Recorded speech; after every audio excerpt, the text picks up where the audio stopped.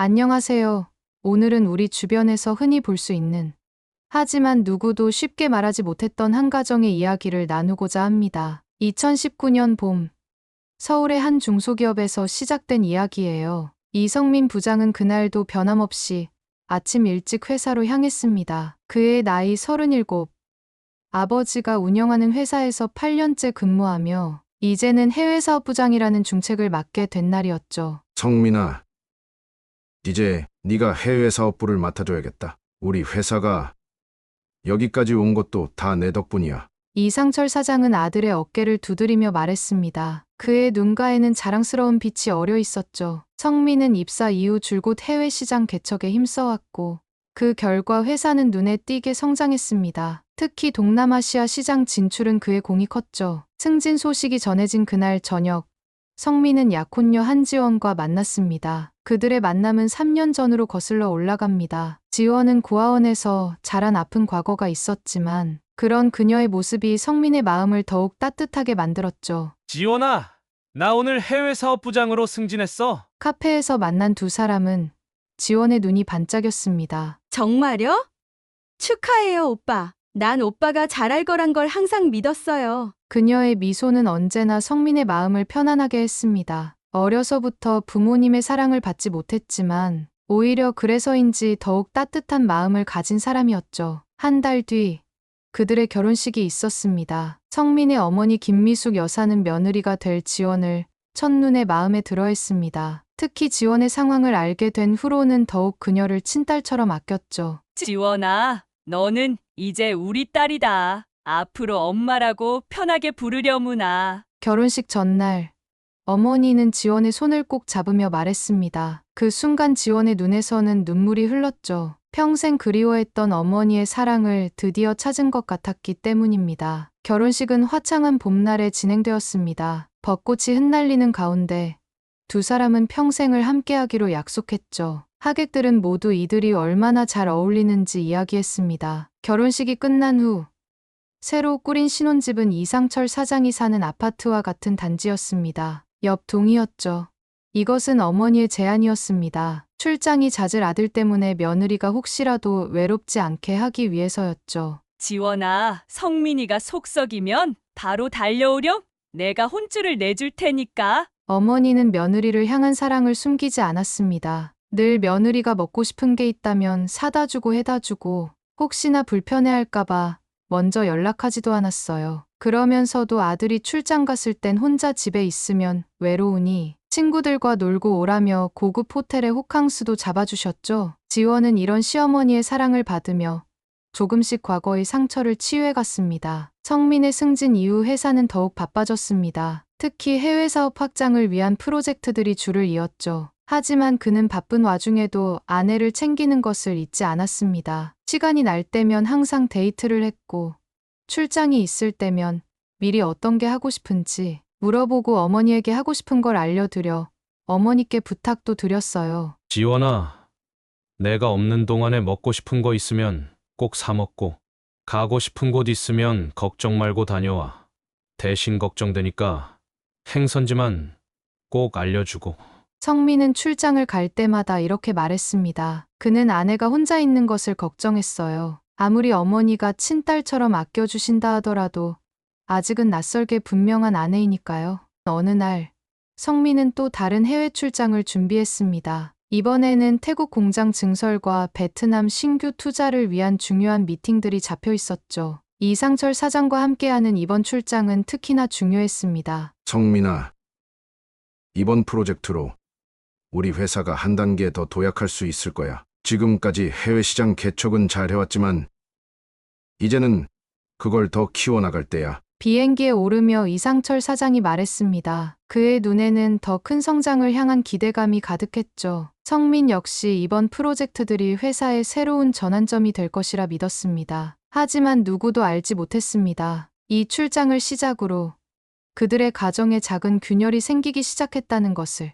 잦은 출장은 곧 가정의 위기로 이어질 것이었고 그 끝에는 돌이킬 수 없는 비극이 기다리고 있었다는 것을요. 2020년의 첫날, 이성민의 가정에 기쁜 소식이 찾아왔습니다. 지원이 쌍둥이를 임신한 것이죠. 새해 첫날 아침, 지원은 몸이 좋지 않다며 화장실에서 나오지 않았습니다. 성민은 걱정스러운 마음에 병원을 가보자고 했고, 그렇게 찾은 병원에서 임신 소식을 들었습니다. 축하드립니다. 쌍둥이에요. 의사의 말에 성민과 지원은 서로를 바라보며 눈물을 흘렸습니다. 특히 지원에게는 더욱 특별한 순간이었죠. 고아원에서 자란 그녀에게 가족이란 늘 동경의 대상이었으니까요. 오빠, 나 꿈꾸는 게 아니죠?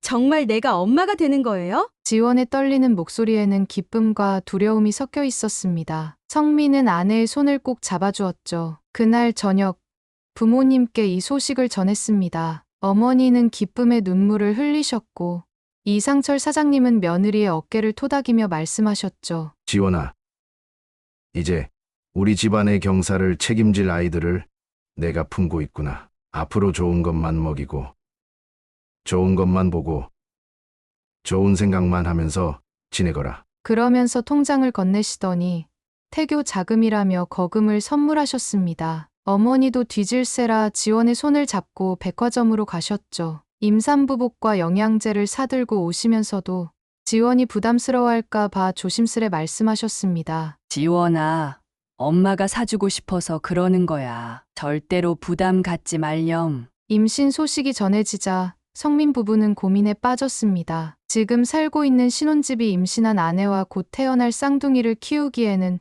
너무 좁았기 때문이죠. 하지만 시세가 오른 지금 같은 아파트 단지 내에서 더 큰 평수를 구하기가 쉽지 않았습니다. 그때 이상철 사장님이 해결책을 제시하셨습니다. 마침 같은 동에 살던 지인이 이사를 간다는 소식을 들으셨다고 합니다. 게다가 그분이 가지고 있던 전세 물건이었죠. 내가 계약금을 걸어둘 테니 너희가 들어가면 되겠구나. 이상철 사장님의 말씀에 성민은 깜짝 놀랐습니다. 하지만 이상철 사장님은 손사래를 치셨죠. 아버지로서 해줄 수 있는 게 이것밖에 없구나. 너희는 아이들 낳고 기르는 데만 신경 써라. 이렇게 해서 성민 부부는 같은 아파트 단지 내 더 넓은 집으로 이사를 하게 되었습니다. 이사 날 어머니는 아침 일찍부터 와서 지원이 힘들지 않게 이것저것 도와주셨죠. 짐을 정리하면서도 임신한 며느리가 피곤해 보이면 쉬라고 하시고 본인이 직접 나서서 정리하셨습니다. 지원아, 너는 쌍둥이를 품고 있으니 조심해야 해. 이런 건 엄마가 할게. 새 집은 햇살이 잘 들어오는 남향이었고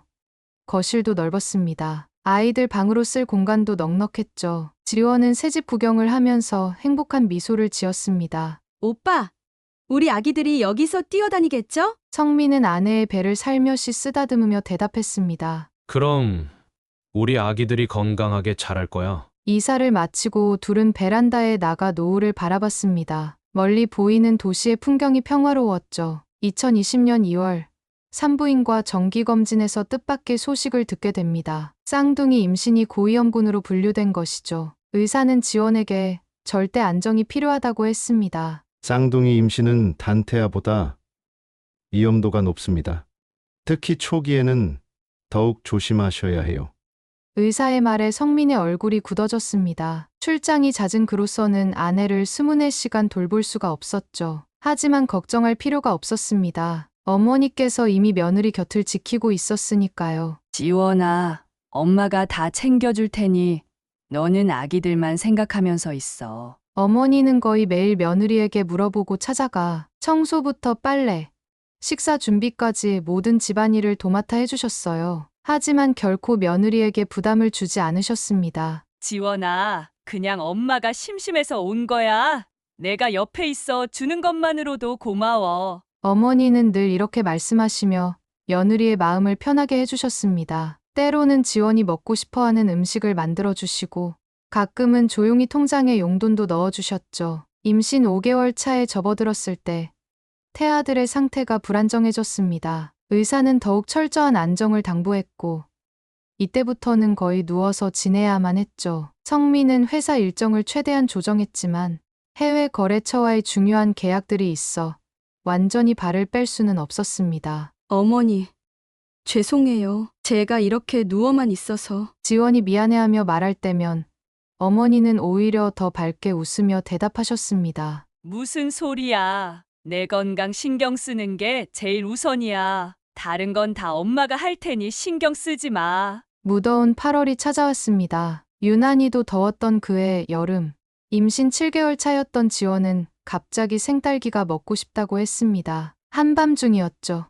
어머니, 죄송한데 갑자기 딸기가 너무 먹고 싶어요. 지원은 한참을 망설이다 전화를 걸었습니다. 밤 11시가 넘은 시간이었지만 어머니는 망설임 없이 대답하셨습니다. 알았어. 엄마가 구해올게. 어머니는 그날 밤 서울 시내를 돌아다니셨습니다. 늦은 시간에 문을 연 프리미엄 마트부터 24시 마트까지 모두 둘러보셨죠. 하지만 제철이 아닌 딸기를 구하기는 쉽지 않았습니다. 새벽 2시, 어머니는 가락동 농수산물 시장까지 가보셨습니다. 하지만 그곳에서도 딸기는 구할 수 없었죠. 결국 새벽 3시가 넘어서야 강남의 한 프리미엄 마켓에서 딸기를 찾을 수 있었습니다. 지원아, 엄마가 딸기 가져왔어. 어서 먹으렴. 새벽 4시, 어머니는 지친 기색도 없이 환하게 웃으며 들어오셨습니다. 비싼 가격에 구입한 딸기였지만 그런 내색은 전혀 하지 않으셨죠. 어머니,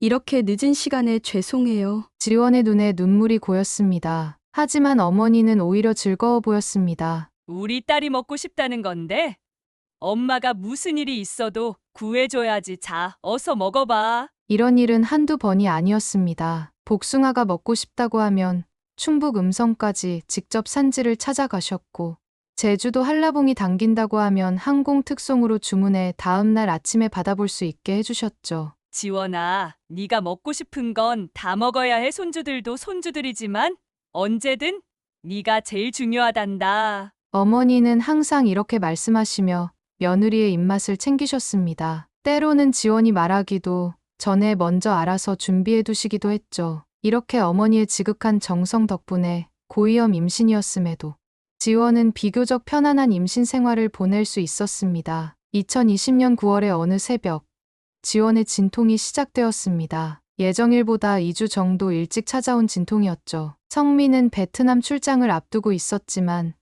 다행히 아직 출국 전이었습니다. 어머니는 한밤중에 전화를 받자마자 곧바로 달려왔습니다. 이미 병원 갈 준비를 마친 채로요. 평소에도 며느리가 불편해할까봐 일부러 자주 찾아가지는 않았지만 이런 긴급한 순간을 위해 항상 준비하고 있었던 것이죠. 출산은 예상보다 빨리 진행되었습니다. 오전 9시 두 아이가 세상의 빛을 보았죠. 이서아, 이서연 건강한 쌍둥이 딸들이었습니다. 지원은 울면서 남편의 손을 잡았습니다. 그녀에게 이 순간은 특별했습니다. 고아원에서 자란 그녀가 이제는 누군가의 엄마가 된 것이니까요. 어머니는 아기들을 바라보며 눈물을 흘리셨습니다. 지원아, 2주 동안 조리원에서 푹 쉬다 와. 그 다음부터는 엄마가 다 도와줄게. 어머니는 단호하게 말씀하셨습니다. 며느리가 산후우울증이나 힘든 시기를 겪지 않게 하려는 마음이 컸죠. 게다가 쌍둥이라 더욱 신경이 쓰였습니다. 산후조리원에서의 2주는 빠르게 지나갔습니다. 성민은 불가피하게 베트남으로 출장을 가야 했지만 어머니가 매일같이 조리원을 찾아와 지원과 아기들을 살폈습니다. 지원이 필요로 하는 것들을 하나하나 챙기셨습니다. 산모 마사지도 최고급으로 끊어 최대치로 해주시고 조리원에서 회복할 수 있는 모든 걸 지원해 주셨어요. 산후조리원에서 퇴소하던 날, 성민은 출장 중이었습니다. 하지만 걱정할 것은 없었습니다. 어머니가 이미 모든 준비를 마쳐두었으니까요. 지원아, 이제 집에 가자. 엄마가 도와줄게. 집으로 돌아온 후 어머니는 더욱 자주 찾아오셨습니다. 아침 일찍부터 저녁 늦게까지 며느리와 손주들을 돌보는 것이 그녀의 일상이 되었죠. 어머니, 제가 할 수 있어요. 지원이 미안해하며 말할 때면 어머니는 웃으며 대답하셨습니다. 엄마는 네가 편하게 있는 게 더 행복해. 엄마는 이런 게 좋아. 그렇게 시작된 어머니의 육아 지원은 헌신 그 자체였습니다. 기저귀를 갈고, 젖병을 소독하고, 아기들의 옷을 빨고, 심지어 밤중 수유도 도맡아 하셨죠. 지원아, 너는 푹 자. 아기들 울면 내가 알아서 할게. 매일 밤 이렇게 말씀하시며 아기들 방을 지키셨습니다. 지원은 이런 시어머니의 사랑에 감동했고, 점점 더 마음을 열어갔습니다. 하지만 이런 평화로운 나날이 오래 가지는 못했습니다. 얼마 지나지 않아 지원의 마음속에 작은 변화가 찾아오기 시작했으니까요. 2020년 10월부터 이성민과 이상철 사장은 매달 정기적으로 해외 출장을 다니기 시작했습니다. 태국과 베트남의 공장 관리, 신규 거래처 발굴을 위해서였죠. 회사는 급성장했지만 집에 남겨진 지원의 일상은 점점 무너져가고 있었습니다. 서연아, 제발 좀 그만 울어. 쌍둥이들은 크면 클수록 지원 씨는 더 힘들어졌습니다. 한 아이가 울면 다른 아이도 따라 울었고, 한 아이가 잠들면 다른 아이가 깨어났죠. 스문의 시간이 모자랄 지경이었습니다. 어머니는 매일같이 와서 도와주셨지만 오히려 그것이 지원을 더 힘들게 했습니다. 완벽한 며느리, 완벽한 어머니가 되어야 한다는 부담감이 컸기 때문이죠. 어느 날 밤, 지원은 처음으로 편의점에서 소주를 사왔습니다. 아이들이 겨우 잠들고 시어머니도 돌아가신 후였죠. 한 잔, 두 잔, 술이 들어가자 마음이 편해지는 것 같았습니다. 이제야 좀 숨을 쉴 수 있겠네. 그날 이후 지원의 음주는 자연스러운 일상이 되어갔습니다. 처음에는 아이들이 잠든 후 혼자 한두 잔, 그러다 점점 양이 늘어났죠. 시어머니가 돌아가신 후 혼자만의 시간이면 어김없이 술을 찾았습니다. 지원아, 얼굴이 안 좋아 보이네. 많이 힘들어? 어머니는 며느리의 변화를 감지했지만 단순한 육아 스트레스라고만 생각했습니다. 오히려 더 자주 찾아와 도와주려 했죠. 하지만 그럴수록 지원의 죄책감은 커져갔고 더 많은 술을 찾게 되었습니다. 2021년 들어 상황은 더욱 심각해졌습니다. 이제는 낮에도 몰래 술을 마시기 시작했죠. 아이들이 낮잠을 자는 시간, 시어머니가 잠깐 자리를 비운 틈을 타서 술병을 비웠습니다. 지원의 마음속에는 점점 더 큰 혼란이 자리 잡았습니다. 한편으로는 시어머니의 사랑이 고맙고 감사했지만 다른 한편으로는 그 완벽함이 부담스럽고 버거웠죠. 성민의 출장이 있는 주간이면 더욱 심해졌습니다. 남편도 없이 혼자 육아를 감당해야 한다는 생각에 술을 찾는 횟수가 늘어났죠. 특히 밤이 되면 더욱 그랬습니다. 여보, 나 없을 때 많이 힘들지?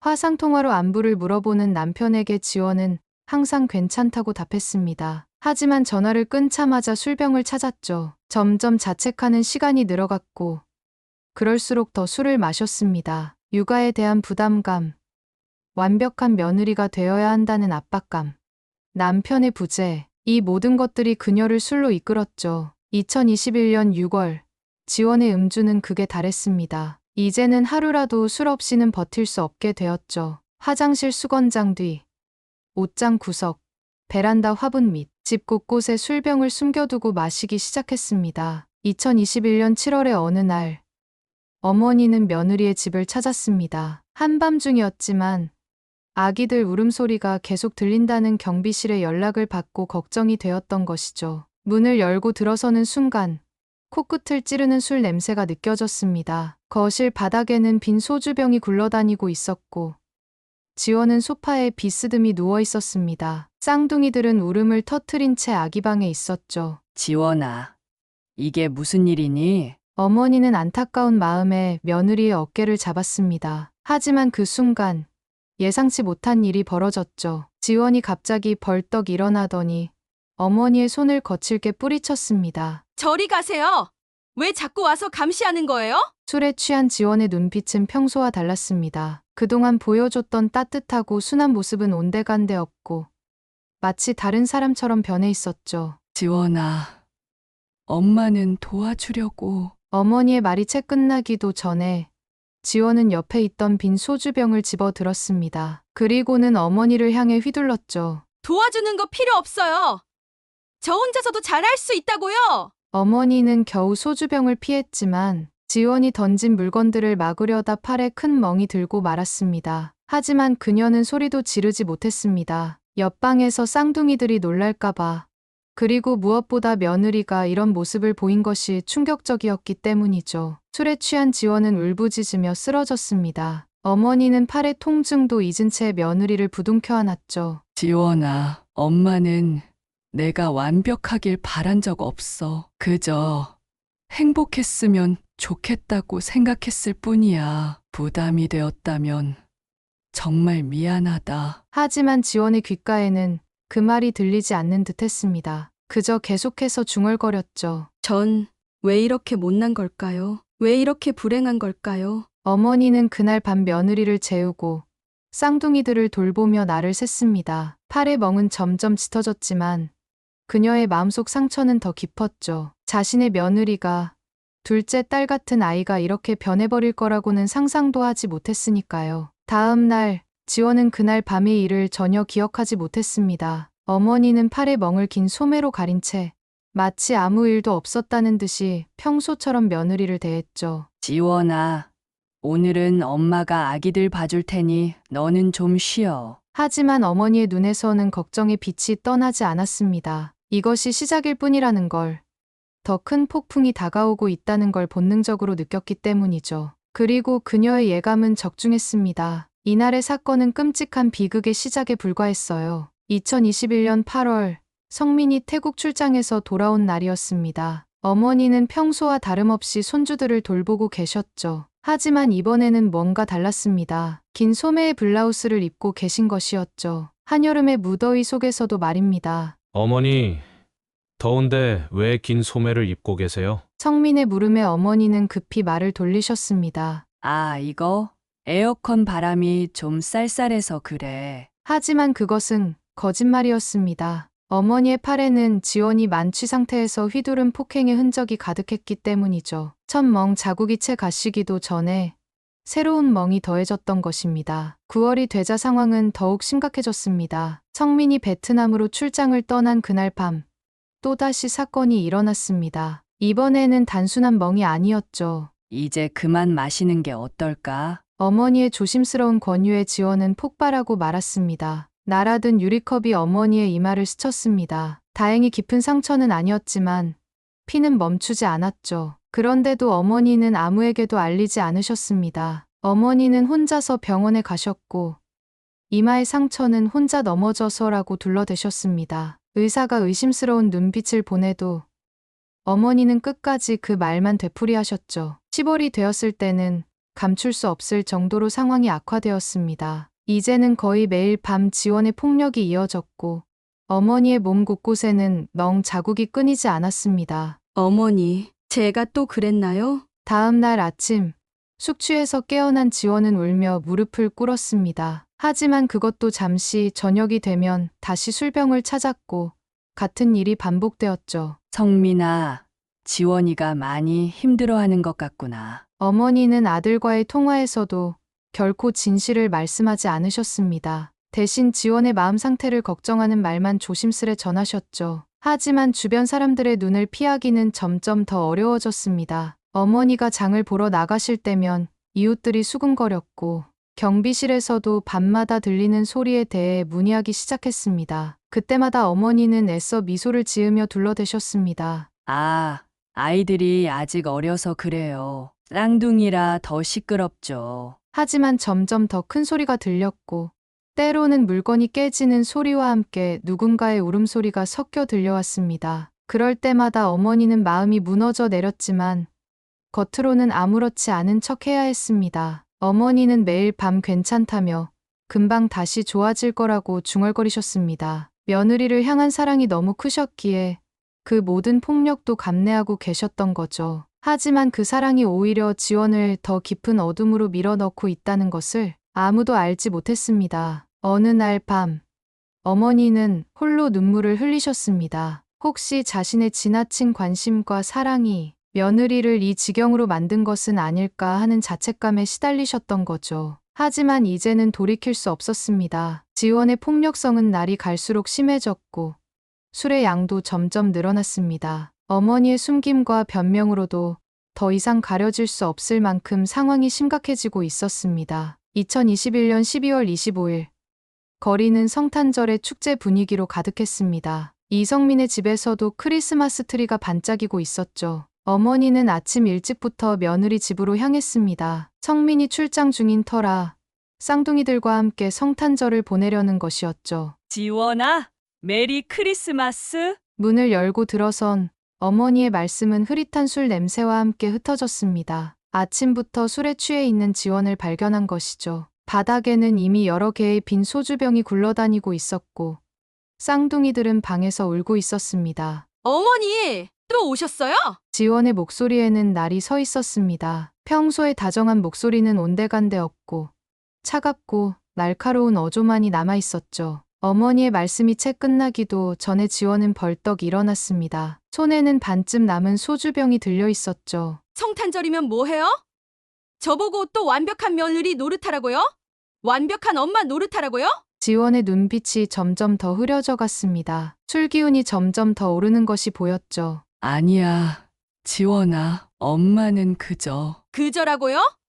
어머님의 그저가 저를 이렇게 만든 거예요. 지원은 갑자기 소리를 지르며 소주병을 휘둘렀습니다. 어머니는 겨우 피하셨지만 뒤이어 날아온 화분을 피하지는 못하셨죠. 어머니가 넘어지면서 탁자 모서리의 옆구리를 부딪혔습니다. 날카로운 통증이 느껴졌지만 어머니의 걱정은 오히려 지원을 향해 있었죠. 지원아, 제발 정신 차려보자. 하지만 이미 이성을 잃은 지원은 멈추지 않았습니다. 손에 잡히는 대로 물건들을 집어 던졌고 그중 무거운 크리스마스 오너먼트가 어머니의 가슴을 강타했죠. 날카로운 통증과 함께 어머니는 그 자리에 주저앉고 말았습니다. 숨을 쉴 때마다 찌르는 듯한 고통이 느껴졌지만 그래도 어머니는 지원을 걱정했죠. 지원아, 이제 그만. 하지만 지원의 폭력은 멈추지 않았습니다. 오히려 더욱 거세졌죠. 쓰러진 어머니를 향해 발길질을 해대기 시작했습니다. 다 어머님 때문이에요. 왜 이렇게 완벽하신 거예요? 왜 저를 이렇게 숨막히게 만드는 거냐고요? 발길질이 어머니의 갈비뼈를 강타할 때마다 날카로운 통증이 전해졌습니다. 하지만 어머니는 소리조차 지르지 못했습니다. 옆방의 쌍둥이들이 놀랄까봐, 그리고 무엇보다 이웃들이 알게 될까봐 걱정되었기 때문이죠. 어머니 죄송해요. 술에 취한 지원은 갑자기 울음을 터뜨리며 바닥에 주저앉았습니다. 그제야 자신이 무슨 짓을 했는지 깨달은 듯했죠. 어머니는 온몸의 고통을 참으며 겨우 몸을 일으켰습니다. 지원을 달래고 아이들을 챙기는 것이 먼저였죠. 하지만 이번에는 달랐습니다. 숨을 쉴 때마다 전해지는 통증이 너무나 강렬했고 시야가 점점 흐려져 갔습니다. 그렇게 어머니는 그대로 쓰러지고 말았습니다. 갈비뼈가 완전히 부러진 것이었죠. 정신을 차린 지원은 당황해서 119에 전화를 걸었습니다. 하지만 이미 때는 늦었죠. 응급실에 도착했을 때 의사는 심각한 표정으로 말했습니다. 다발성 갈비뼈 골절입니다. 내부 출혈의 위험도 있어요. 도대체 어떻게 된 일이죠? 그제야 지원은 자신이 저지른 일의 심각성을 깨달았습니다. 하지만 이미 돌이킬 수 없는 상황이 되어버렸죠. 그리고 이 사건은 곧 경찰에 신고되었고 모든 것이 밝혀지게 되었습니다. 2021년 12월 26일 새벽 베트남의 한 호텔 객실에서 성민의 휴대폰이 울렸습니다. 병원 응급실에서 걸려온 전화였죠. 어머니가 다발성 갈비뼈 골절로 입원하셨다는 소식이었습니다. 아버지, 지금 당장 귀국해야 할 것 같습니다. 곁에서 자고 있던 이상철 사장도 함께 일어났습니다. 전화 내용을 듣자마자 두 사람은 서둘러 짐을 쌌죠. 일단 가장 빠른 비행기를 예약해. 회의는 내가 처리하마. 다행히 그날 새벽 비행기를 구할 수 있었습니다. 하지만 비행기 안에서 들려온 또 다른 전화는 상황이 심각함을 알려주었죠. 보호자님, 어머님 상태가 생각보다 위험합니다. 내부 출혈 가능성이 있어 응급수술이 필요한 상황입니다. 의사의 말에 성민은 창백해졌습니다. 하지만 그것은 시작에 불과했죠. 뒤이어 걸려온 경찰의 전화는 더욱 충격적이었습니다. 병원 측에서 가정폭력 신고가 들어왔습니다. 환자분의 상처가 단순 사고로 보기 어렵다고 합니다. 성민은 귀를 의심했습니다. 가정폭력이라니, 그것도 자신의 아내가 어머니를. 도저히 믿을 수 없는 일이었죠. 오전 11시 성민과 이상철 사장은 병원에 도착했습니다. 중환자실에 누워 계신 어머니는 창백한 얼굴로 산소 마스크를 쓰고 계셨죠. 의사는 심각한 표정으로 상황을 설명했습니다. 다발성 갈비뼈 골절과 내부 출혈이 확인되었습니다. 특히 폐 근처의 골절이 심각해서 호흡곤란 증세도 있어요. 폭력의 흔적이 여러 군데서 발견됐습니다. 그때 경찰이 병실로 들어왔습니다. 최근 6개월간의 폭행 기록이 확인됐습니다. CCTV에도 일부 장면이 찍혀 있고 이웃들의 증언도 있습니다. 성민은 그 자리에서 주저앉고 말았습니다. 6개월이라니, 그동안 자신은 무엇을 하고 있었던 걸까요? 회사 일에 빠져 가정을 돌보지 못한 사이 이런 일이 벌어지고 있었다니. 아들, 이건 우리 모두의 잘못이야. 이상철 사장의 눈에도 눈물이 고였습니다. 사업 확장에만 신경 쓰느라 아내와 며느리의 고통을 알아채지 못했던 것이 후회되었죠. 경찰은 지원을 긴급 체포했습니다. 상습적인 가정폭력 혐의였죠. 엄마, 죄송해요. 저 때문에. 중환자실에서 깨어나신 어머니의 첫마디는 지원을 걱정하는 말이었습니다. 그런 어머니의 모습에 성민은 더욱 가슴이 아팠죠. 괜찮아. 지원이도 많이 힘들었을 거야. 어머니는 여전히 며느리를 감싸셨습니다. 하지만 이제는 돌이킬 수 없는 상황이 되어버렸죠. 그렇게 평화롭던 가정은 하루아침에 무너져 내렸습니다. 어머니는 중환자실에서 투병을, 지원은 구치소에서 조사를 받게 되었고, 쌍둥이들은 갑자기 엄마를 잃게 되었죠. 그리고 이 모든 것을 지켜볼 수밖에 없었던 성민의 마음은 산산조각 났습니다. 2022년 1월 첫째 주, 병원 VIP 병실에서 무거운 분위기 속에 가족회의가 열렸습니다. 아직 입원 중이신 어머니는 침대에 기대어 앉으셨고, 성민은 쌍둥이들을 데리고 왔죠. 이제 어떻게 하면 좋을까요? 성민이 입을 열었습니다. 목소리가 떨렸죠. 하지만 누구도 쉽게 말을 잇지 못했습니다.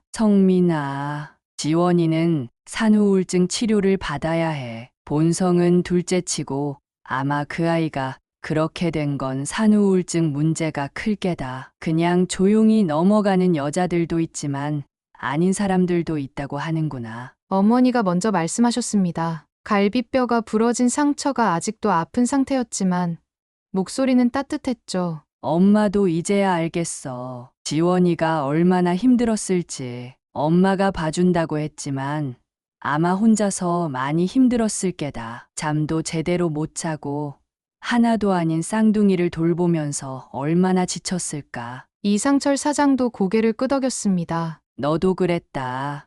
넌 하나였지만 유독 갓난이일 때 그렇게 엄마를 찾아댔지. 단 1초도 떨어지려고 안 해서 늘 업고 살았어. 서아 서연이도 널 닮았는지 지원이한테서 늘 붙어 있으려고 하더구나. 하나도 아닌 둘이 그러니 오죽 힘들었겠니. 우리가 이해해 주자꾸나. 산후우울증 전문 상담센터도 있을 게야.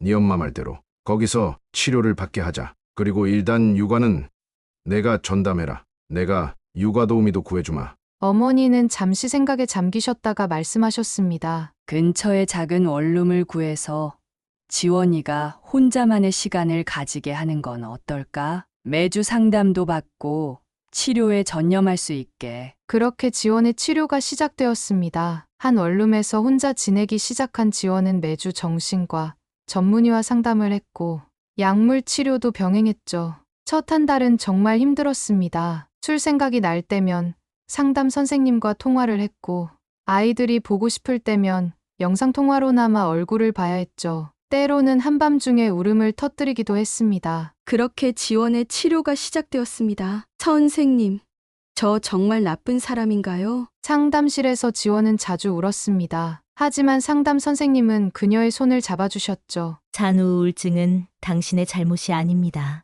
이건 병이에요. 치료받을 수 있다는 건 다행인 거예요. 2달이 지나자 조금씩 변화가 보이기 시작했습니다. 규칙적인 수면과 약물 치료 덕분에 감정 기복이 줄어들었고 폭력적인 충동도 조절할 수 있게 되었죠. 어머님, 정말 죄송해요. 그리고 기회를 주셔서 정말 감사합니다. 그날 이후 처음으로 어머니를 뵈러 병원에 갔을 때 지원은 한참을 울었습니다. 하지만 어머니는 오히려 며느리를 안아주셨죠. 울지 마. 엄마가 내 마음을 진작 알아채지 못한 게 더 미안하다. 4개월째가 되자 주말마다 아이들을 만날 수 있게 되었습니다. 처음에는 2시간, 그리고 점점 시간을 늘려갔죠. 육아 도우미의 도움을 받으면서 차근차근 육아에 적응해 갔습니다. 엄마가 많이 아팠었어. 하지만 이제는 괜찮아. 아이들을 안으며 지원은 설명했습니다. 쌍둥이들은 엄마의 품이 그리웠는지 떨어질 줄 몰랐죠. 6개월이 지나고 의사 선생님은 지원의 상태가 많이 호전되었다고 판단했습니다. 이제는 가족들과 함께 살 수 있게 되었죠. 물론 상담과 약물 치료는 계속 받기로 했습니다. 산후 우울증이라는 게 정말 무서운 병이에요. 퇴원을 앞둔 어머니는 병실을 찾은 친구들에게 말씀하셨습니다. 내 며느리만 해도 그렇게 착하고 다정한 아이였는데 우울증이 이렇게 사람을 변하게 만들 줄은 몰랐어요. 여러분, 주변에 산후우울증 증상이 보이는 산모가 있다면 꼭 전문가의 도움을 받게 해주세요. 새로운 집으로 이사한 지원의 가정은 조금씩 안정을 찾아갔습니다. 이제는 웃음소리가 다시 들리기 시작했고 평화로운 일상이 돌아왔습니다. 지원은 매주 한 번씩 산모 자조 모임에도 나가기 시작했습니다. 그곳에서 비슷한 경험을 한 다른 산모들과 이야기를 나누며 서로를 위로하고 격려했죠. 여러분, 산후우울증의 초기 증상을 놓치지 마세요. 잠을 제대로 못 자고 극심한 피로감과 우울감을 느끼고 때로는 폭력적인 생각이나 자살 충동까지 이런 증상들이 나타난다면 반드시 전문가와 상담하세요. 적절한 치료만 받는다면 저처럼 충분히 회복될 수 있답니다.